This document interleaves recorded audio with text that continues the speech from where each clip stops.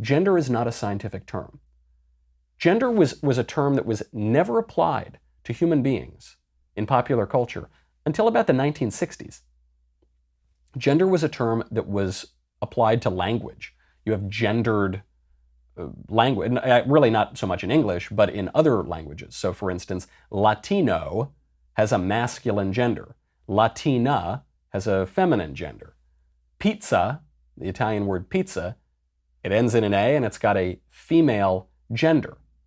But, I don't know, pranzo, which is the Italian word for lunch, it ends in an O and it's got a male gender. The gender is a language term.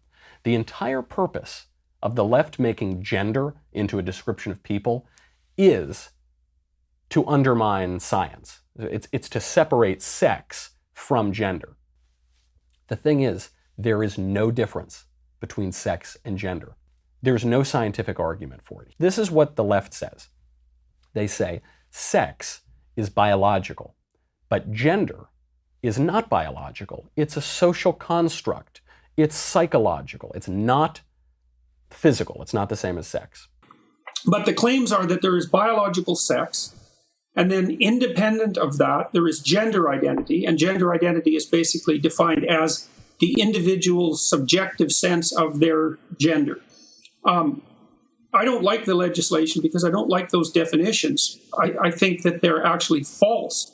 The idea that biological sex and gender identity vary independently is patently absurd, because 99.7% of people who are biologically male or biologically female consider themselves male or female. So the idea that they vary independently is absurd. If you want to say that there's a genetic male with feminine characteristics, we're fine. That's a male with feminine characteristics. Fine, that's fine. I mean, okay, so you're a man with feminine characteristics. That's cool, who cares? Okay, but that doesn't make you a woman. In other words, if you are going, what we are now doing is we're playing a semantic game where we say a male with feminine characteristics is a woman. That's nonsense. Or a woman with male characteristics, masculine characteristics, is a man. That's nonsense too. In other words, by trying to separate out gender and sex completely, and then by using terms like male and female, or woman and man, that are innately connected to sex, what you are doing is deliberately, not you, what people are doing is deliberately confusing the issue. So one of the big problems that you see in sort of the argument in favor of trans rights is this notion that gender and sex are completely separable. They're not completely separable. I'm saying that biology, I'm agreeing with you that the notion of gender, which is effeminateness or masculinity, can be different from biology in the sense that biology is just pure male or pure female. But to suggest that there is such a thing as an effeminate male is not to suggest that an effeminate male is now a woman. Transgenderism makes the argument that if you believe that you are a woman, you are therefore a woman. Or if you believe that you are a man, you are therefore a man. I disagree with this. There are objective measures as to whether you're a man or a woman. There are objective measures as to whether you're male or female.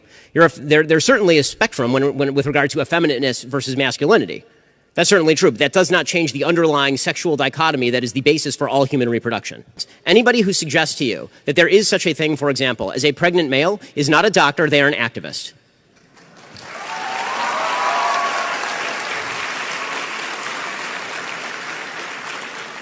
And the basic idea that male and female do not exist runs counter to all mammalian biology, all of it, not just human. Are we to suggest that gender and sex are different in walruses? How does this work exactly?